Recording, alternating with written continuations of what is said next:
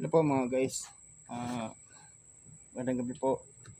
Nagpapasalamat po ako sa mga viewers ko po na patuloy pong sumusuporta sa akin sa pagpapanood, sa mga subscribers ko po. Pasalamat po sa inyo mga guys, mga viewers ko, mga baser.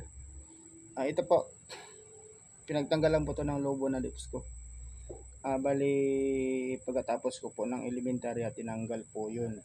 Tapos sa General Hospital ng Maynila at saka sa PGH sa St. Luke. Hindi na pa ako na St. Luke. Kaso lang, nangyari, hindi maganda pagkatanggal. Ang tagal, kaya nagdesisyon po ako na gusto ko na pong umuwi. Kaya yung ulo ko masakit na. Pamamay, matuluyan pa ako. Sumakit na po yung ulo ko. So, para po siyang plastic balloon na maliit.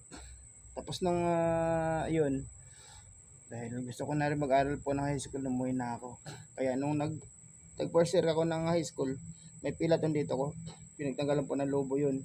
Hindi naman sana nangyari yun kung inantay ko na matapos yung operasyon. Kasi sabi ng doktor, sinugat-sugatan mo na yung lobo ko bago tinanggal.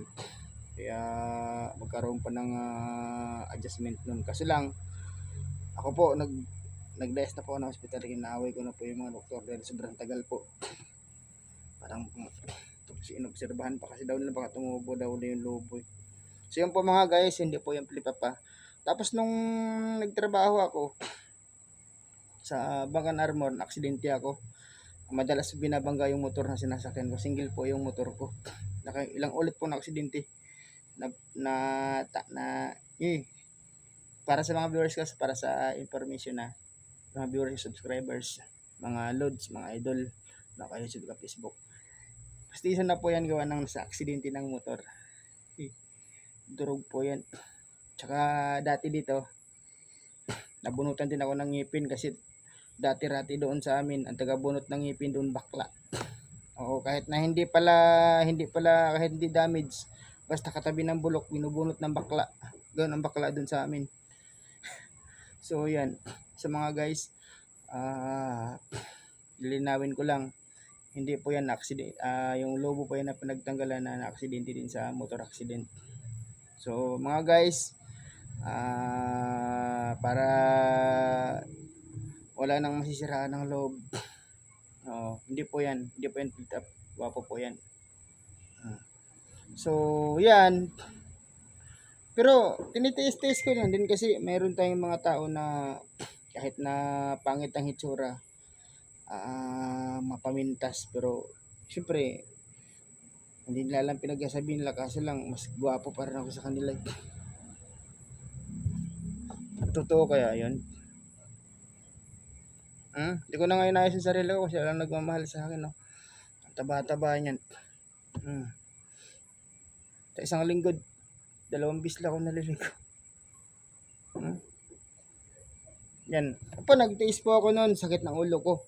Natapos po ako ng high school, bali sakit ang ulo ko. Tapos, may pilat ako dito. Nagtagal ng lobo ng uso ko. Tapos sabay na aksidente naman ako. Pagbalik ko, ayun na. Nag-training po ako ng army. Siyempre, may gusto akong maabot. Nangarap din ako maging James Bond. So, siyempre, naranasan ko mapaghinalaan ako ng mga manluloko.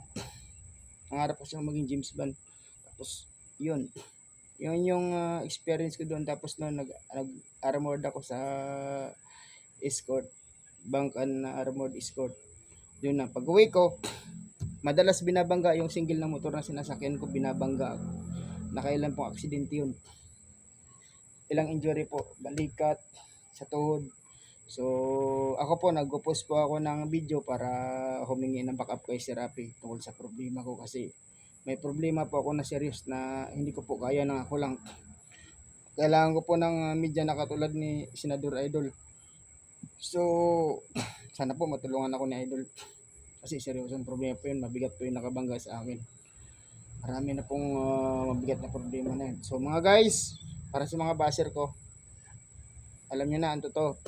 So, salamat po sa lahat, sa suporta. Lipat po tayo ng ibang kasi medyo malabo dito. Kaya po.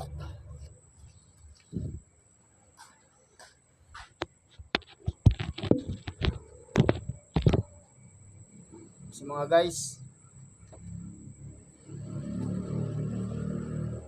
isa na kayo, napadami yung kain ko. So mga guys, sa sa mga viewers ko, salamat po sa lahat sa pag-subscribe. Kung nga, alam na pa yung lahat kung bakit may pilat dito.